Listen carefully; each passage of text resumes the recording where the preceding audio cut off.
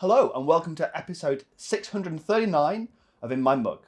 This week we're going to be drinking coffee from Uraga. It's from Ethiopia and it's a natural process coffee.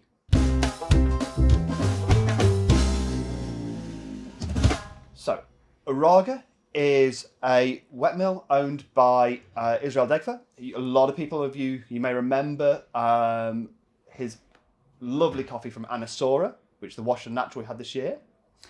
Well, this is from a different mill, from Uraga in Uraga Solano, and that's in the Oromia region of Guji. So this is, it's pretty much a classic Ethiopian natural process coffee. So we haven't got a huge amount of details about it. It's from around about, there's like 1,200 farmers delivering to that mill, which is a good number, but it's not as big as some of the mills in Ethiopia where they can often have up to a couple of thousand people delivering. Most of the smallholders around Uraga have about 2 or 3 hectares, and that's just a little bit bigger than normal in Ethiopia. A lot of Ethiopian farmers have got less than a full hectare of land with coffee on it. So it's a little bit bigger, and a lot of them work at the wet mill when they aren't actually farming themselves. This is a really lovely cup, which Dale is going to brew for you right now, and we're going to talk about what it tastes like.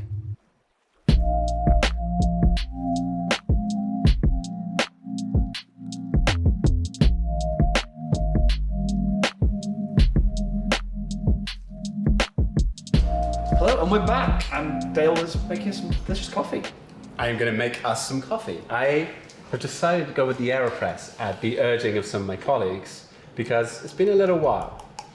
So we're going with a pretty classic non-inverted AeroPress method.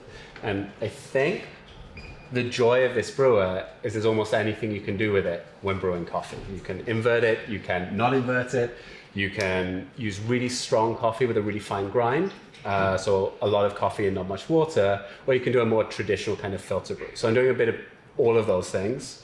Non-inverted, 15 grams of coffee. I'm going to add 250 mils of water and stir, and then let it infuse for a minute before I push down. So, and lots of people love the AeroPress for traveling, but I also know there's a lot of people who, once you've got a brew method that you love, if you're traveling a lot, that's definitely a go-to for you at home as well. Really suited for 1 cup. A little bit more challenging if you've got lots of people to make a coffee for. no. So the Uraga should be, I'm really interested to see how it tastes in the AeroPress. It definitely can bring out some different flavour depending on that recipe. Do you think this is going to taste like espresso because I'm brewing it this way? No, I can. Feels like a slightly loaded question here, and it's often, so an espresso brewer quite often is one that people talk about for this. For me, it's kind of a shorter brewed method, and it's an interesting flavour balance depending on whether you make it more diluted, or whether you do it as a kind of fairly intense one. In my opinion, it's never going to make something that really tastes like espresso, but it can have that level of strength, and that changes the flavour balance a little bit. So if you're going with a really strong brew, you're going to get much more intensity of certain flavours, but you're going to lose some other things that would otherwise be there in the back end with a more filter style brew. And the same is also true. So if you're doing a filter brew, there'll be lots of clarity of all the different flavours that are there, but not quite as much intensity. And you're not going to have that crema that you got on espresso on here. So well, it depends how hard always... I push. I mean, there's always a chance. Here we go. Yeah, I don't think we're hitting 9 bars of pressure here.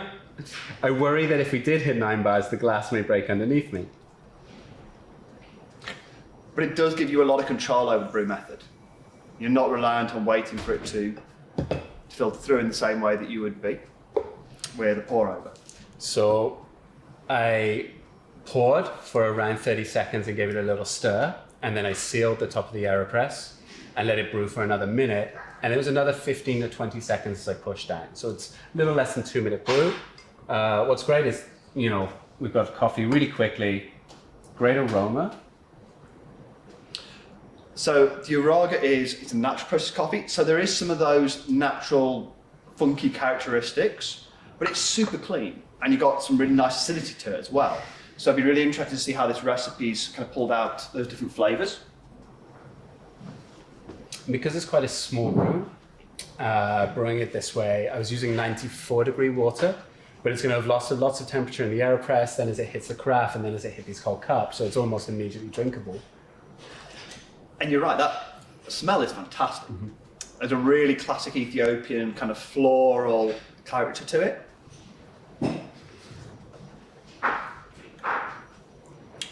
And I definitely get that kind of floral. I think hibiscus for me is coming through. You've really pulled out the florals of this kind of one. Less so the acidity, and I know that this coffee has got some kind of sweetness and acidity that reminds me very much of yellow plums, but that's not really showing through in this particular recipe. For me, this is floral aroma. The flavour is light. Some of that will be connected to the brew as well, but it's light. A little bit of black tea, a little bit of dark chocolate.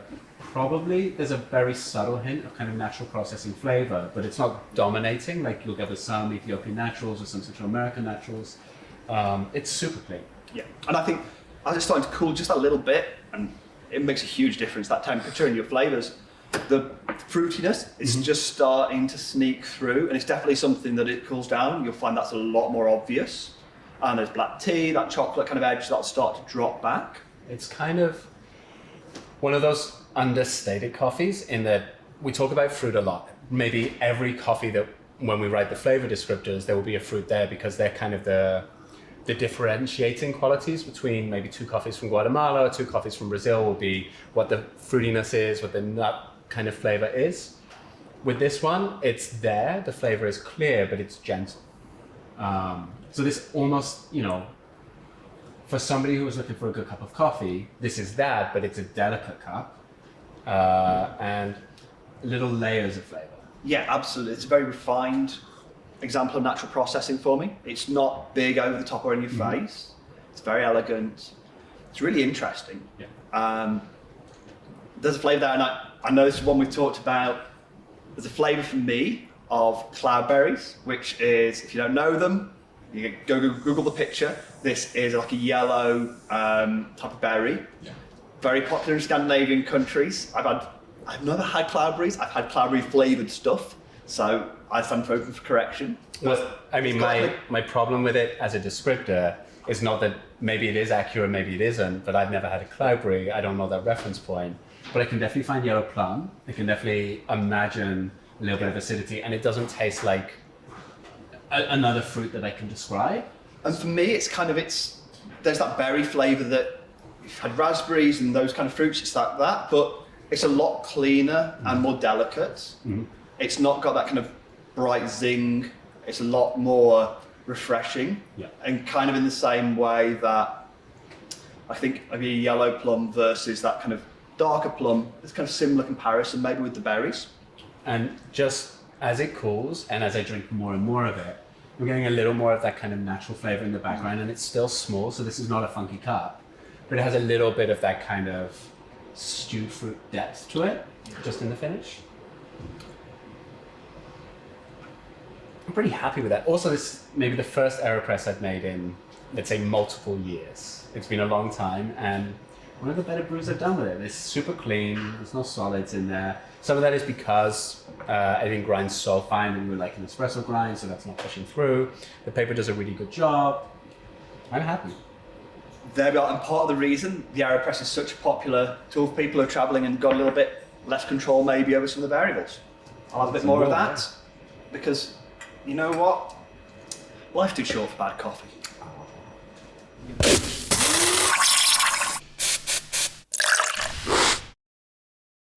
I did not get a lot of sleep last night, so this is all a little bit find the groove. Every single time. Pretty good? In a Vic Reeves style. Yeah, it can have a whole blue hand. Don't worry, there's more to do.